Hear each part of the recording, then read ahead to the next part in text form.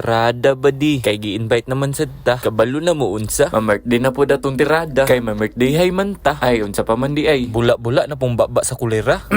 Ay, syempre. Kay nindot mandagan sa panahon karon, ato ning laagon. Padulong na day mi ana sa landing. Kay didto man ang binyo sa kaon karon. Kauban day nako akong partner nga always nagasuporta sa ako. Ilabi na sa akong mga tirada. Birthday, kasal, bunyag, fiesta, pa-blessing. Unsa pa na nga selebrasyon basta naalay kaon. Dili ta na balibaron. Og gi-invite lang pud ta. Why not good? Dili ta na palampason. Maulan, mainit, ato gyapon nang atuon. Og nakaabot na dayon ta. Pasalamat ta kay nakaabot ta aning safe aning lugar. Kay nag-prepare pa man sila gilingaw sa dynamo si Gia dira. Kay talagsar man namo ni siya mauban kay gatrabaho man mi sa iyang mama para sa iya. Para pod sa mga needs na mo og sa iya. Kay labman kayo namo ni siya. Buhaton ang tanan para pod sa ikamaayo niya. Palangga pod kay ni sa iyang mamila. Og wala pa man ang birthday girl nga si Honey. Kay gikan pa man siya nag-school sa Muswan. Ika 19th birthday day niya gahapon. Og mangaon na dayon ta. Joker pod kayo kay nagkaon nami nga wala pa ang birthday girl diri. Kay layo-layo pa butong ulian nilang tita Melissa. Maong nagkaon na lang mi una. Ang kaon gyud pinaka-importante sa tanan. Kay maumaning silbing lakas para mubangon sa araw-araw na mga lihukon. Kanon kay kung dili ta magkaon magluyaman pud ta. Wala tay lakas para makatirada. Busa kaon gyud samtang makakaon pa. Kay moabot gyud ang panahon. Wala.